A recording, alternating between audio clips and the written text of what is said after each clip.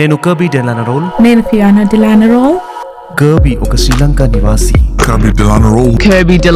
కర్బీ మరియు ఫియోనా డెలానరోల్. ఇది ఒక గొప్ప ఘనత కర్బీ మరియు ఫియోనాకి మీకు పరిచయం చేయడం. కర్బీ మరియు ఫియోనా డెలానరోల్ ప్రపంచ వ్యాప్తంగా గుర్తింపు పొందిన నాయకులు. నేషనల్ జియోగ్రఫిక్ ఛానల్ మరియు టెక్ టాక్స్ లో ప్రదర్శింపబడ్డారు. వారి ప్రభావవంతమైన పరిచర్యకు ప్రసిద్ధి చెందినవారు. 2009లో వావ్ లైఫ్ చర్చ్ ని కొలంబోలో స్థాపించారు. ఈ చర్చ్ సంపూర్ణమైన క్రీస్తు కేంద్రీకతను మీకు అందిస్తుంది మరియు వేదాంతాన్ని సానుకూల విజ్ఞాన ఆధారిత పునాదులతో కలుపుతుంది. వావ్ లైఫ్ సంస్కృతి మరియు దాని పాజిటివ్ వేదాంత శాస్త్రము అన్ని వర్గాల ప్రజలకు ప్రభావితం చేస్తుంది. వారు ప్రభుత్వంలోని నాయకులు, ప్రముఖులు, సంగీతకారులు, సోషల్ మీడియా ఇన్ఫ్లుయెన్సర్లు మరియు బ్లూ చిప్ కార్పొరేట్ ప్రముఖులను ఎంతో ప్రభావితం చేశారు. వావ్ లైఫ్ చర్చ్ ఎంతో మందిని స్వీకరించి రూపాంతరం చెందించింది. అందులో పేదరికాన్ని అనుభవించిన వారు, గాయపడ్డవారు, విరిగిన వారు ఉన్నారు. వాళ్ళకి ప్రోత్సాహము మరియు శక్తిని ఇచ్చి నూతన సృష్టిలో మార్చేలా సహాయపడింది. గతము తూడ్చివేయబడి మరియు నూతన జీవితం ప్రారంభమైంది. మీరు వ్యక్తిగత ఎదుగుదల మరియు సరైన వాక్యం కొరకు ఎదుగుతున్నారా? అయితే మీరు సరైన స్థానంలో ఉన్నారు. వావ్ లైఫ్ లో ట్యూనిన్ అవ్వండి. ఇటువంటి సమయం కొరకు ఇదే సరైన వాక్యం.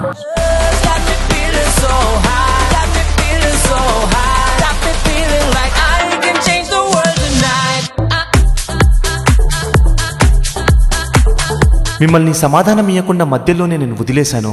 సండే లేదా ట్యూస్డే రోజు ప్రాణాంతక పాపాల గురించి నేను మాట్లాడుతున్నాను, సరేనా? మరియు మీరు చూస్తే పురాతన ఆర్థడాక్స్, రోమన్ క్యాథలిక్ చర్చ్ వాళ్ళు ఈ వచనం పైన చాలా కేంద్రీకరించే వాళ్ళు. ఇక్కడే కాల్విన్స్ మార్పు పొందింది. నేను మీకు చూపిస్తాను. ప్రొటెస్టెంట్స్ ఎక్కడైతే, ఆర్థడాక్స్ మరియు రోమన్ క్యాథలిక్స్ ఎక్కడైతే వేరుపరచబడ్డారో ఈ యొక్క కొన్ని వచనాలలో మీకు కొన్ని విషయాలు నేను చూపిస్తాను. మీరు ఒకవేళ దాన్ని చూస్తే మీకు అది చాలా సహాయపడుతుంది. అయితే మీరు దీన్ని చూడండి. ఇవన్నీ నేను ఎందుకు చెప్తున్నానంటే ప్రియులారా, నేను ప్రవక్తను కాబట్టి నేను చూడగలను ఏవైతే రాబోతున్నాయో మరియు ఏదైతే వస్తున్నాయో. మీరు దీన్ని వాడినంత వరకు దయచేసి దీన్ని వాడండి. వెంటనే మీ సమయాన్ని వృధా చేసుకోకండి, సరేనా? తన సహోదరుడు మరణకారం కాని పాపం చేయగా ఎవడైనా చూచిన ఎడల అతను వేడుకొనును. అతని పట్టి దేవుడు మరణకారం కాని పాపం చేసిన వారికి జీవము దయచేయును. మరణకారమైన పాపం ఉంటుంది, అట్టి దాని గురించి వేడుకోలేనని నేను చెప్పలేను. చూస్తున్నారా? సకల దుర్నీతియు. ఇక్కడే కాల్విన్ మనకు చెప్పాడు. ఆగండి. కాల్విన్ వచ్చి ఏం చెప్పాడంటే, పురాతన ఆర్థడాక్స్ చర్చెస్ వాళ్ళకి ఆయన ఏం చెప్పాడంటే, సకల దుర్నీతియు పాపము, అయితే మరణకారము కాని పాపము కలదు. అయితే కాల్విన్ ఇలాంటి వచనాన్ని గట్టిగా పట్టుకున్నాడు. అయితే పురాతన ఆర్థడాక్స్ చర్చెస్ లో కన్ఫెషన్ బాక్స్ అంటూ ఒకటి ఉండేది.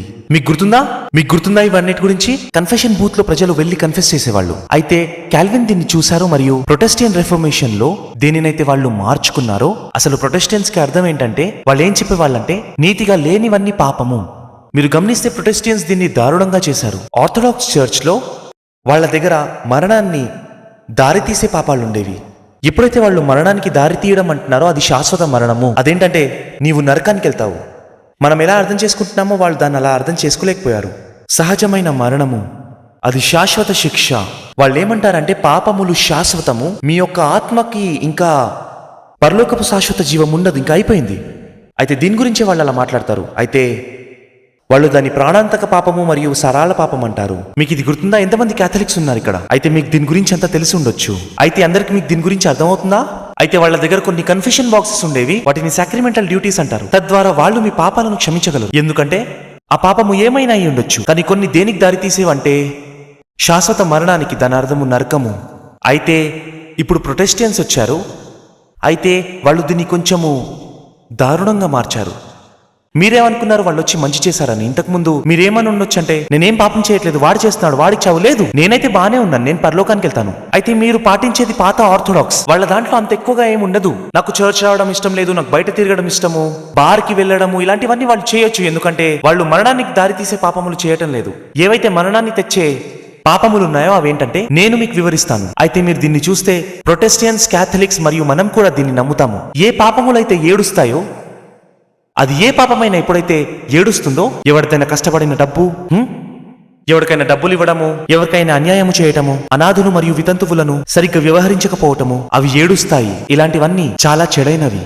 ఒకరిని ఎంతవరకు అగౌరవపరచడం అంటే అతన్ని ఏడ్పించే వరకు. అమాయకులు, హద్దుల్లో ఉండే వ్యక్తులు కొంతమంది ఏడ్చేస్తారు.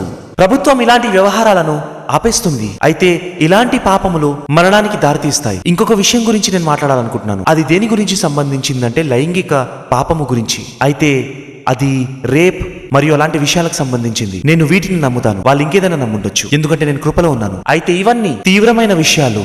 తీవ్రమైన విషయాలు ప్రజలు దీన్ని చేస్తుంటారు, మేము చేస్తూ ఉంటాం ఇలాంటి పనులు. కొన్నిసార్లు జరిగాయి ఇలాంటి సందర్భాలు నా కంపెనీలో. అలాంటి పరిస్థితుల్లో నేను ప్రవక్తను పిలిచాను, ఎందుకంటే ఆ సమయంలో నేను కొత్తగా ప్రవచనాలు నేర్చుకుంటున్నాను. అప్పుడు ఆవిడ వచ్చారు. వచ్చిన వెంబడే ఆవిడ ఏం చెప్పారంటే, కొన్ని విషయాలు ఏడుస్తున్నాయి. నేను అడిగాను ఏంటవి అని. అప్పుడు ఆవిడ చెప్పారు, నీ యొక్క ప్రజల జీతాలు ఏడుస్తున్నాయి అని. మీకు తెలుసా, ఆ ఒక్క కంపెనీని మేము మళ్ళీ తిరిగి కట్టలేకపోయాము. నేను ముట్టింది ప్రతిదీ పనిచేసింది, అదొక్కటి తప్పితే. నాకు ఇంకా గుర్తుంది, తను సూటిగా నిజం చెప్పేసింది. తను ఖచ్చితంగా సూటిగా చెప్పింది, నేను మళ్ళీ కట్టలేకపోతానని. ఎందుకంటే కేవలము జీతాలు ఇవ్వలేదు, సరైన సమయంలో సరైన వ్యక్తులకు ప్రజల జీతాలు దేవుడి వద్దకెళ్ళి ఏడిచాయి. అయితే ఇవి అందులో కొన్ని విషయాలు.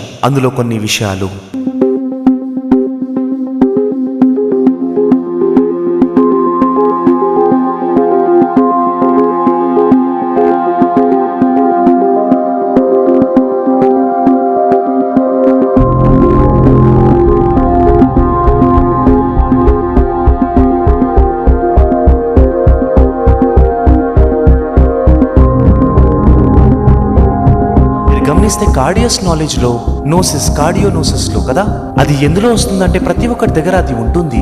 ఒకవేళ మీరు దాన్ని ఖర్చు పెట్టేస్తే అది చాలా చిన్నగా మారిపోతుంది. మీరు దాన్ని ఎక్కువగా ఖర్చు పెట్టలేదు కాబట్టి అందరు చాలా బాగా కనిపిస్తున్నారు. కాబట్టి నేను ఇంకా చాలా లోతుగా చూడగలను. ఎక్కడ సరిహద్దులు ఉన్నాయో మరియు ఎక్కడ ఎంటాంగిల్మెంట్ ఉందో నేను చెప్పగలను.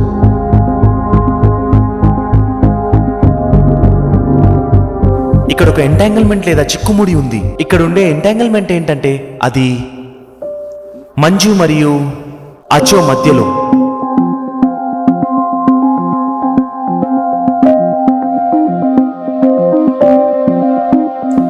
వాళ్ళ యొక్క హార్ట్ స్పేసెస్. మంజు ఎక్కడా? అవునా? మీ యొక్క హార్ట్ స్పేస్ ఎలా ఉందంటే, మీ యొక్క హార్ట్ స్పేస్ నెట్టుతుంది. అయితే ఇది మంజు మరియు అచో ఎక్కడా? అయితే ఇక్కడ ఎంటాంగిల్మెంట్ జరిగింది. ఆయన భార్య ఇక్కడ ఉంది, దాన్ని మనం అడగొచ్చు. అయితే ఎంటాంగిల్మెంట్ లేదా చిక్కుముడి మీకు కొన్ని లక్షణాలను ఇస్తుంది. నేను చూపించేది కొన్ని ప్యాటర్న్స్, మరియు ఇక్కడ ఒక ఎక్స్చేంజ్ అవుతుంది. నేనేం చూస్తున్నానంటే, మంజు నెట్టుతున్నాడు, ఎందుకంటే ఆయన ఫైనాన్స్ లో ఉన్నాడు. ఆయనది వరల్డ్ బ్యాంక్ మరియు ఆయన ఇక్కడ కూర్చున్నాడు, సరేనా? అయితే మంజు యొక్క బర్త్డే ఎప్పుడు? సెప్టెంబరా? అయితే ఎవరు ఇక్కడ ఉన్నారు? సెప్టెంబర్ కి సంబంధించిన వాళ్ళు ఎవరున్నారు ఇక్కడ? మా నాన్నగారి ఇల్లు సెప్టెంబర్ 10th కి మూసివేయబడబోతుంది. అయితే మీరు అక్కడి నుంచి ఉండి, అందుకే నేను చెప్పాను ఇక్కడ ఒక ఎంటాంగిల్మెంట్ ఉందని. చెప్పండి. నా యొక్క వారసత్వం ఆ రోజు రాయబోతున్నారు. మీ యొక్క వారసత్వం ఆ రోజు రాయబడబోతుంది. చెప్పండి. నా ఫోన్ చాలా పాతది, బ్యాటరీ ఎప్పుడు అయిపోతూ ఉంటుంది, కానీ ఇప్పుడు 100%. నా క్రెడిట్ స్కోర్ పెరిగిపోయింది. ఇప్పుడే నాకు ఒక ఈమెయిల్ వచ్చింది, నా క్రెడిట్ స్కోర్ పెరిగిపోయింది. ఇప్పుడేనా? ఇప్పుడే ఆయన చెప్పినప్పుడు నేను కూడా నా క్రెడిట్ స్కోర్ ని చూసుకున్నాను. నా క్రెడిట్ స్కోర్ కూడా పెరిగింది, ఇప్పుడే పెరిగిపోయింది. ఇప్పుడే జరిగింది. మీరందరూ చెక్ చేయండి. ఇది చూడండి, 18 అయిపోయింది. 2 పాయింట్స్ పెరిగింది, 18 అయిపోయింది. ఈరోజు డేట్ ఏంటి? 18th కదా? అవును, 18th.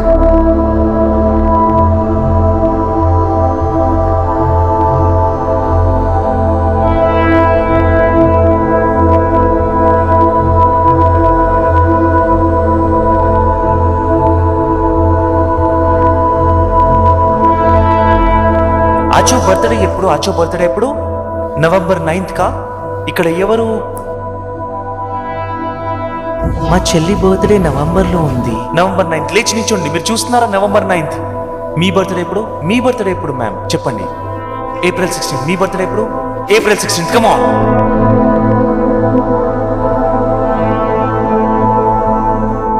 నీలా, మీ బర్త్డే ఎప్పుడు? 24th.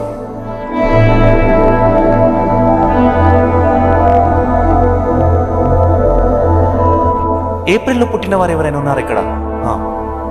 25. నించోండి. ఏప్రిల్ 24th కదా? నించోండి మీరు. అవును. ఎవరో అన్నయ్య పేరు మరియు నాన్నగారి పేరు ఇలా మొదలవుతుంది. రిచ్. నా తమ్ముడి పేరు రిచి. యా, ఏంటి పేరు? రిచి. మీరు నించోండి. మీతో ఎంటాంగిల్మెంట్ చూసినప్పుడు నేను రిచి అనే పదాన్ని విన్నాను. ఆవిడ పక్కనే సెప్టెంబర్ 10th. ఎవరు సెప్టెంబర్ 10th ఇక్కడ? ఎవరది? September 10th. ఆవిడ హృదయం విస్తారపడ్డం నేను చూడగలిగాను. కానీ నేను చూడగలిగాను ఎంత విస్తారపడిందని మరియు ఎక్కడ కనెక్ట్ అయి ఉందని. అందరూ ఇందులో ఉండరు, కానీ మీరు ఆ కనెక్షన్ ని చేయగలరు.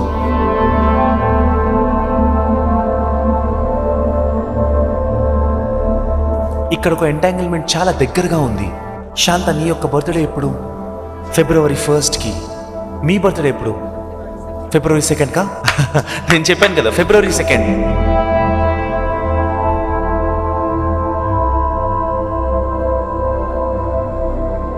ఇక్కడ ఎందుకు ఎంటాంగిల్మెంట్ జరుగుతుంది? ఇది నిజము, మన హృదయపు కోహరెన్స్ విస్తారపరచబడింది.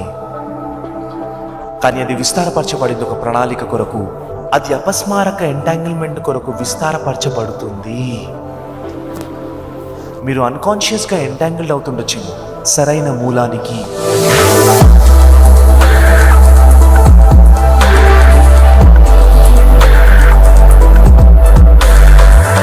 కళలో ఎలాంటి సామర్థ్యం కలిగి ఉంటుందో నేర్చుకోండి. వ్యాపారంలో వచ్చే సవాళ్లను ముందే హెచ్చరించు సామర్థ్యాన్ని తెలుసుకోండి. ప్రతి ఒక్కరికి జ్ఞానోదయం అయ్యేలాగా మరియు గాఢమైన స్వస్థతలు మీ యొక్క తెలిసిన వ్యక్తుల సంబంధాల మధ్యలో పరిచయం చేస్తున్నాము డ్రీమ్ టెక్ కర్బీ డెలెనోరోల్ ద్వారా. కళల ప్రపంచాన్ని ప్రవచన సాధనంగా ఆవిష్కరించే వర్క్షాప్ మరియు జ్ఞానం యొక్క పదాలు.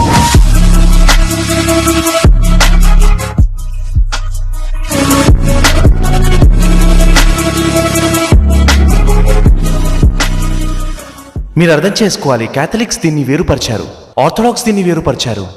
ప్రాణాంతక పాపము, సరళ పాపము. అర్థమవుతుందా? వీళ్ళు సంతోషకరమైన జీవితం జీవించారు. ప్రొటెస్టియన్స్ వచ్చినంత వరకు ప్రొటెస్టియన్స్ ఏం చెప్పారంటే అన్ని పాపాలు మరణాన్ని దారితీస్తాయని.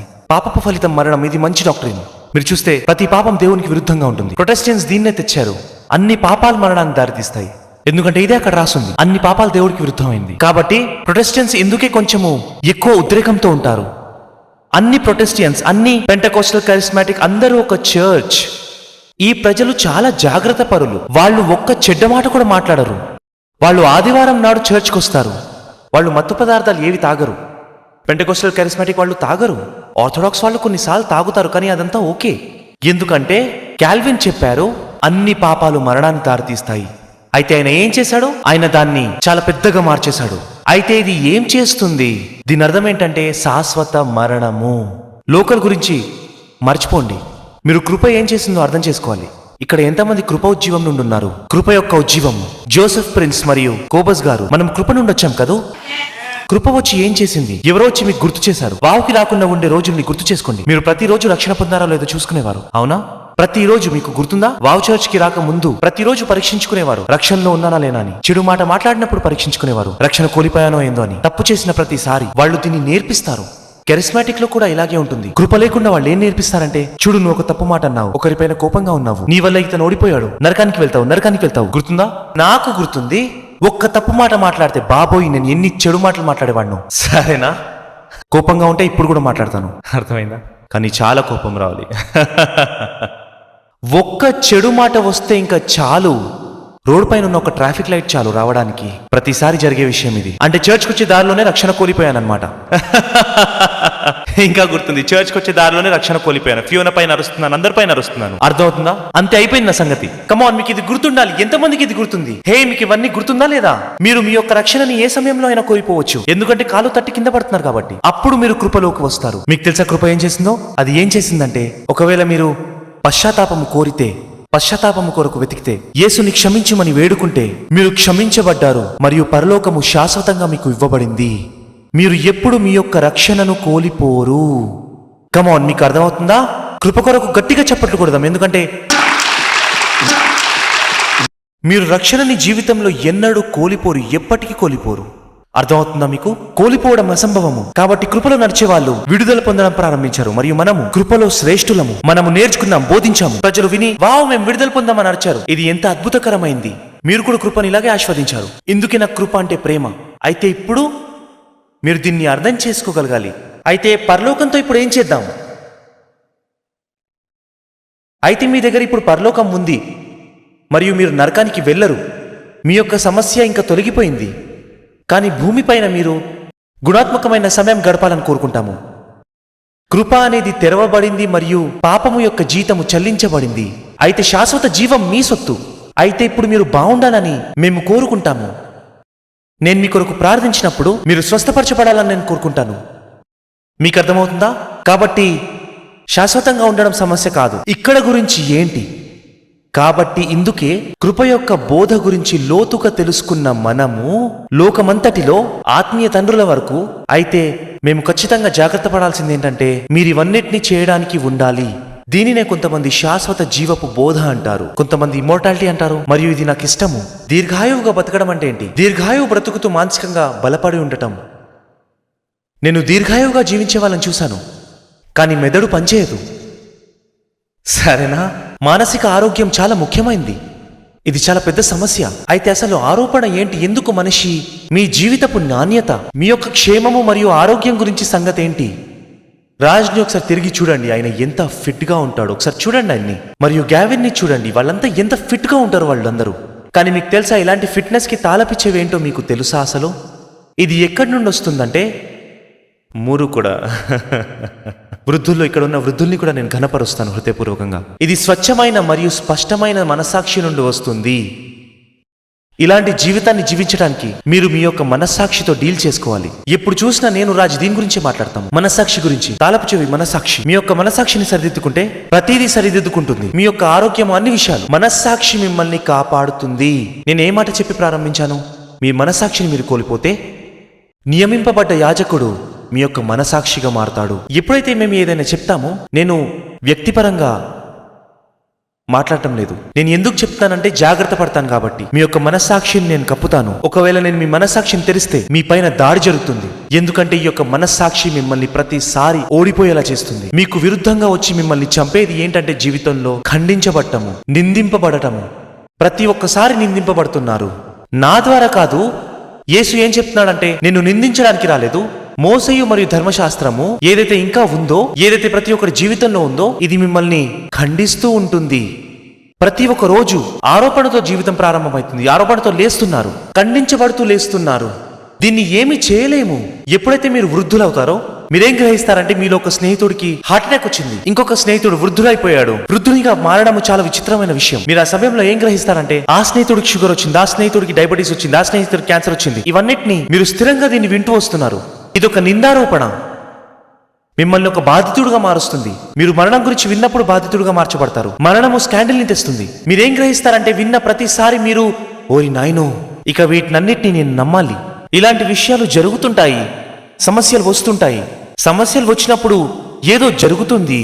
మీరు గమనించుంటే, మీ దగ్గర ఒకవేళ కుక్క ఉండుంటే గత 2 నెలల వ్యవహారం చూసి చెప్పగలరు దానిపైన దాడి జరిగిందని. ఎంతమంది దగ్గర కుక్కలు ఉన్నాయి మరియు వాటిపైన దాడి జరిగింది? వాటి ఆరోగ్యం బాలేదంటే చేతులు లేవనెత్తండి. గత 1-2 నెలలలో మీ కుక్క పైన దాడి జరుగుండుంటే చేతులు ఎత్తండి. నేను ఇవన్నీ ఎందుకు చెప్తున్నాను? నేను ప్రవచనాత్మకంగా చెప్తున్నాను. కుక్కని చూస్తే మీరు దేవునికి రివర్స్ గా ఉంటుంది. ఇది ఒక కోణము. మరియు ఇంకో కోణం ఏంటంటే, మనిషి ప్రాణ స్నేహితుడు. 2 కోణాలు. వేరే పరంగా ఒకవేళ మీరు ఆలోచిస్తే, దానిపైన దాడి జరుగుతుందంటే దాని అర్థం ఏంటంటే అక్కడ ఇంకేదో జరుగుతుంది.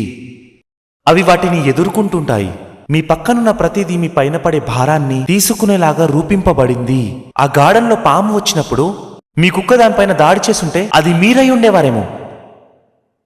మీకు అర్థమవుతుందా? అయితే ఇక్కడ ఏం జరుగుతుందంటే, ఏదో వస్తుంది మరియు అది ఇప్పుడు మీ దగ్గర ఆగుతుందంటే, ఎప్పుడైతే మీ పైన ఒక నింద ఉంటుందో.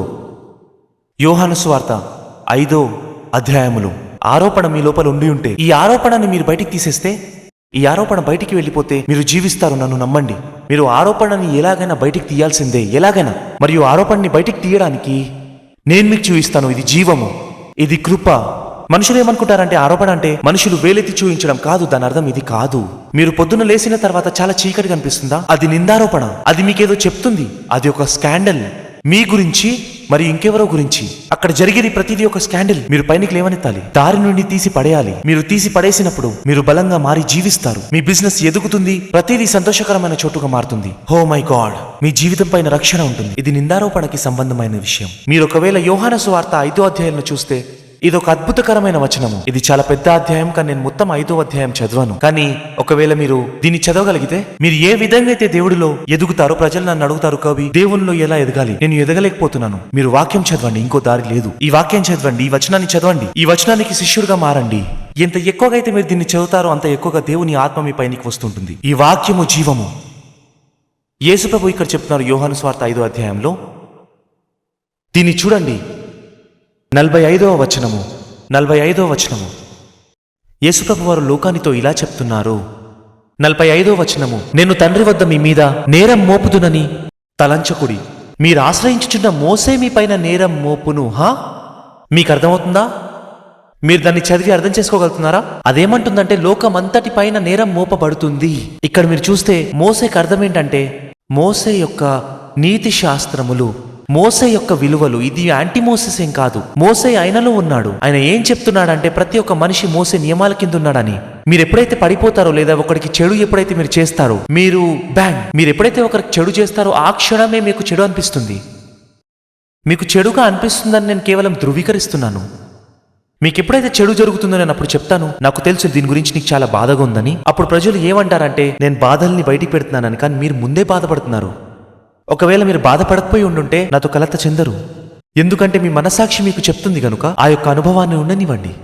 అయితే మీ దగ్గర ఉన్న ఇప్పుడు ఈ భావాలతో మనం ఏం చేద్దాం? అది మిమ్మల్ని ఒక రోజు చంపేస్తుంది. అయితే మనం ఇప్పుడు ఏం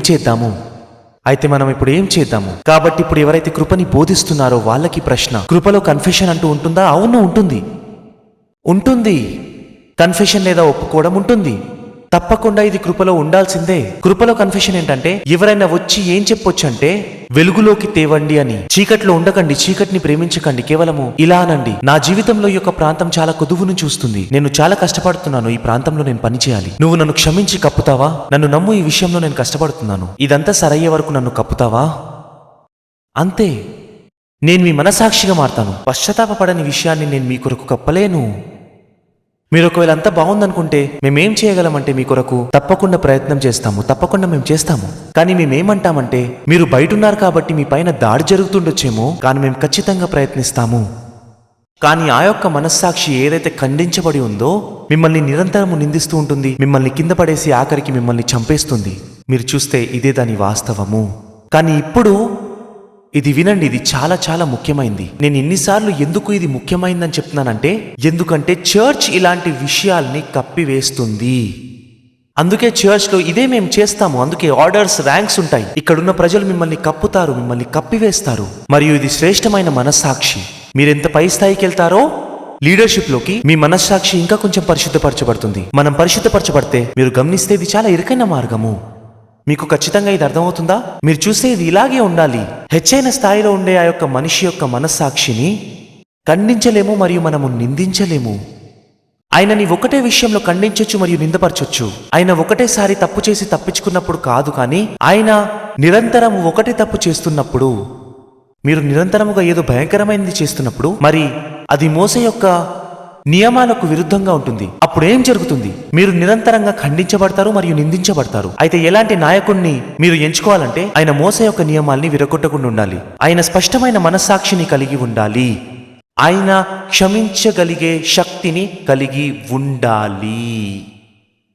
మాఫియాలో ఉండే ఒక వ్యక్తి దగ్గర వెళ్ళి నా పాపాన్ని క్షమించు మరియు నా కొరకు ప్రార్థించు అని అంటే మీరు ఊహించండి, ఆయనే చాలా మందిని చంపాడు, ఆయనకి క్షమాపణ కావాలి, ఆయన చేయలేడు. మీకు ఇలాంటి వాడు కావాలంటే యేసులా ఉండడానికి ప్రయత్నిస్తున్నాడు. మీకు అర్థమవుతుందా? ఎవరైతే సత్యములో జీవించడానికి ప్రయత్నిస్తున్నాడు, యేసులా ఉండడానికి ప్రయత్నిస్తున్నాడు, ఆయన మీ పాపాలని క్షమించగలడు. మీకు అర్థమవుతుందా? ఆయన దగ్గర ఆ శక్తి ఉంది. ఎందుకంటే ఆయన ప్రతిరోజు రక్తాన్ని తీసుకుంటూ ఉన్నాడు ఆ యొక్క విషయాన్ని కొరకు. మీకు అర్థమవుతుందా? ఆ పేమెంట్ కొరకు. నాకు తెలిసి వాళ్ళ కిటీ పోతాడు. ఎవరు చెప్పారో నేను తన కోసం ప్రార్థించాలని? కిటీ ఎక్కడా? యా కిటీ, ప్లీజ్ నించు. ఈ యొక్క కాలం ఎలాంటిదంటే నీ యవ్వన కాలం అంతా నువ్వు మీ అమ్మ నాన్న పైన ఆధారపడాలనుకోవు. మరియు ఈ స్వాతంత్రం అనేది నీకు గొప్ప సరిపడ్డ శక్తినిచ్చింది. నువ్వు మాట్లాడగలిగే నాయకురాలివి. ప్రజలు నిన్ను వెంబడిస్తారు, వాళ్ళు నిన్ను నమ్ముతారు. నీ దగ్గర ఉన్న సామగ్రతను ప్రజలు చూస్తారు మరియు నీ యొక్క నాయకత్వాన్ని వాళ్ళు చూస్తారు. నేను ఏదైతే చెప్పానో ఇప్పుడు చెప్పబోతున్నానో నిన్ను ఘనపరిచి చెప్తున్నాను. నేను పరలోకం నుండి ఏం విన్నానంటే దేవుడు నీకు నీడలా ఉండాలనుకుంటున్నాడు, మహోన్నతుని చాటును నివసించేవాడు. దీని అర్థం ఏంటంటే నిన్ను కప్పుతున్నాడు. లీలా ఎవరు? ఇది మీకోసమే అనుకుంటాను, మీకోసము. మీకు లీలా ఎవరో తెలుసా? ఎవరది? లీలా మా అమ్మమ్మ. కమాన్ చర్చ్. నేను ఆమెతో పెరిగాను, ఆమెనే నన్ను పెంచింది. ఓకే, తనే నీకు నీడనిచ్చిందనమాట. అయితే ప్రవక్త గారు మా కుటుంబం గురించి చెప్పారు, మా అమ్మమ్మ గురించి చెప్పారు. ఆమె పేరు లీలా. అయితే ఆమెయే నన్ను పెంచింది. నేను స్వాతంత్రంగా ఉండడం నేర్చుకుంది ఆమె దగ్గరే. ఆయన మరలా నీకు గుర్తు చేస్తున్నాడు, ఇది తప్పు కాదు, ఎప్పుడో ఒకసారి ఆధారపడటం అనేది. సరేనా? ఇదే నేను దర్శనంలో చూడగలిగాను. దేవుడు నాతో ప్రవక్త అయిన కబీ ద్వారా మాట్లాడారు. నేను ఎలాగా ఆధారపడాలో ఆయన నాకు నేర్పించారు. ఇది అద్భుతమైన వాక్యము. ఈ యాత్రలో నేను చాలా నేర్చుకోవాలని ఆశిస్తున్నాను. ఇది చాలా గొప్ప దినము. ప్రవక్త అయిన కబీ గారు చాలా లోతుగా ఇంకా స్పష్టంగా ప్రవచించారు. ఆయన కుటుంబం గురించి మాట్లాడారు. నేను మీకు ఒక మాట చెప్పాలనుకుంటున్నాను. ఇది ఖచ్చితంగా మీ సమయము. ఇది శక్తివంతులు లేదా గొప్ప వాళ్ళతో కాదు, కానీ ఎవరైతే నీకు సహాయపడ్డారో వాళ్ళు మొదటిగా సహాయపడ్డ వాళ్ళు. మీ కుటుంబంలో ఎవరైనా ఉన్నారో రోషిత్ అనే పేరుతో? నా తమ్ముడి పేరు రోషాంత్, ఆయన కొడుకు పేరు Roshith. Yeah Roshith. Hey man. మరియు నేను ఇంకో వ్యక్తి గురించి విన్నాను. ఆయన పేరు శ్యామ్. నాకు తెలీదు, వాళ్ళకి పిల్లలు ఉండొచ్చు లేదా ఇది ఏంటా నాకు తెలీదు. శ్యామ్ ఎవరు? శ్యామ్ మీకు ఎలా తెలుసు? శ్యామ్ ప్రశాంత్ వాళ్ళ కూతురు షమీనా షామిత్రి. కూతురు పేరు షమీనా, ఇంకో కూతురు పేరు షమ్మ. వావ్, అందరు నలుగురు సూపర్. యా మేము తన్ని షమ్మ అని పిలుస్తాము. ప్రవక్త గారు అన్ని 4 పేర్లు చెప్పారు. ఇది చాలా గొప్ప విషయం. దాని తర్వాత ఆయన చెప్పారు, మరియు ఆయన బాదుల్లా ఉవ్వ బండారవిల్ల అని చెప్పారు. ఊవా బదుల్లా. ఈ బదుల్లా అనే ప్రాంతంలో ఎవరుంటారు? మీ నాన్నగారు బాదుల్లా నుండి వచ్చారా? అవునా? నేను ఇప్పుడే బదుల్లా నుండి వచ్చాను. నేను ఉవ్వా అనే ప్రాంతంలో 2 రోజుల ముందున్నాను. నేను ఎందుకు తెలుసా ఇంత ఆనందిస్తున్నానో? నేను ఇది సరిగ్గా చెప్పానని ఉత్సాహంగా లేదు, మీతో దేవుడు మాట్లాడుతున్నాడని ఉత్సాహంగా ఉన్నాను. ఇది చాలా గొప్ప విషయం వినడానికి. దేవుడు నా పైన ఇంత ఆసక్తి కలుగున్నాడా అని. మరియు ఆయన అద్భుతాలు చేయబోతున్నాడు. ఈ రోజు సర్వీస్ నిజంగా అద్భుతమైంది.